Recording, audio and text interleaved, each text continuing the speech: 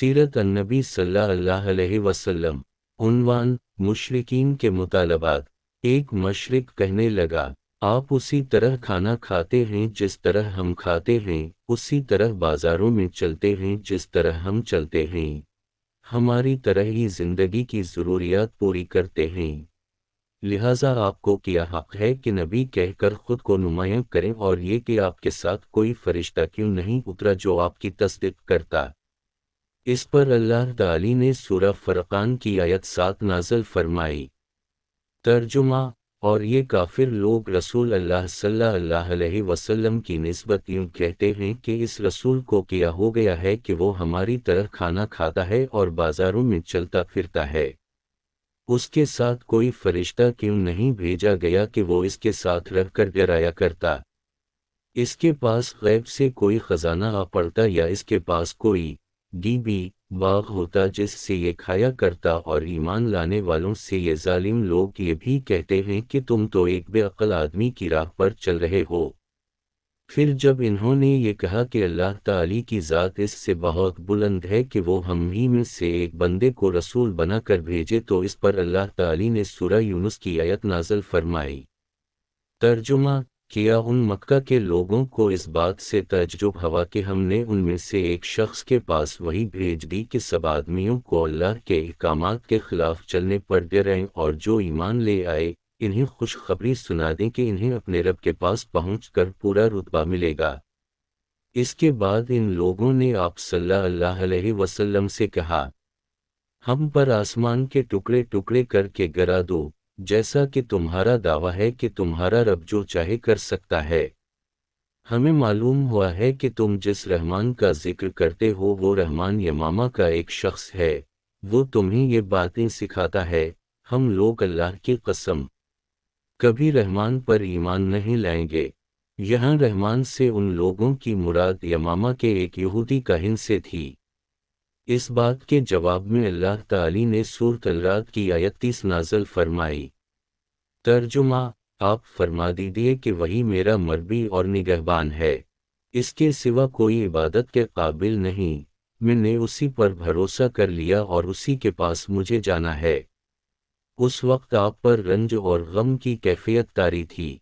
आपकी अन ख्वाहिश थी कि वो लोग ईमान कबूल कर लें, लेकिन ऐसा ना हो सका, इसलिए गमगीन थे। उसी हालत में आप वहां से उठ गए।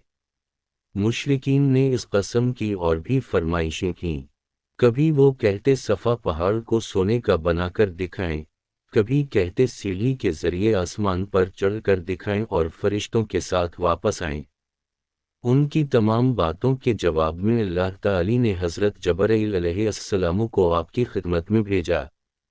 इन्होंने आकर कहा, ए मोहम्मद सल्लल्लाहु अलैहि वसल्लम, अल्लाह ताली आपको सलाम फरमाते हैं और फरमाते हैं कि अगर आप चाहें तो सफ़ा पहाड़ को सोने का बना दी जाए, उसी तरह उनके जो मुतालबात हैं उनको भी पूरा कर दिया जाए। लेकिन इसके बाद भी अगर ये लोग ईमान ना लाए तो फिर साबिका कौमों की तरह उन पर हौलनाक अज़ाब नाज़िल होगा। ऐसा अज़ाब कि आज तक किसी कौम पर नाज़िल नहीं हुआ होगा, और अगर आप ऐसा नहीं चाहते तो मैं उन पर रहमत और तौबा का दरवाज़ा खिला रखूँगा। ये सुनकर आपने अर्ज़ किया, बारी ताली, आप अपनी रहमत और तौबा का दरवाज़ा खिला रखें। दरअसल आप जानते थे कि कुरैश के ये मुतालबात जहालत की बुनियाद पर हैं, क्योंकि ये लोग रसूलों को भेजने की हिकमत को नहीं जानते थे। रसूलों का भेजा जाना तो दरअसल मखलूक का इम्तिहान होता है ताकि वो रसूलों की तस्दीक करें और रब ताली की इबादत करें।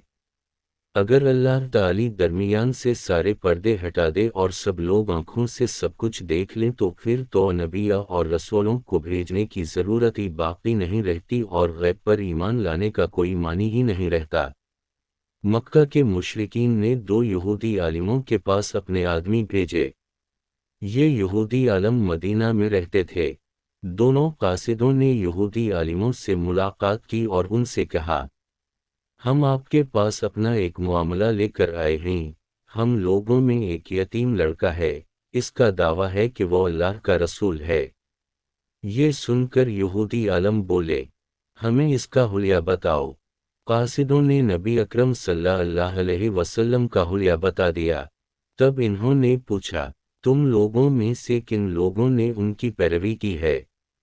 انہوں نے جواب دیا، کم درجے کے لوگوں نے۔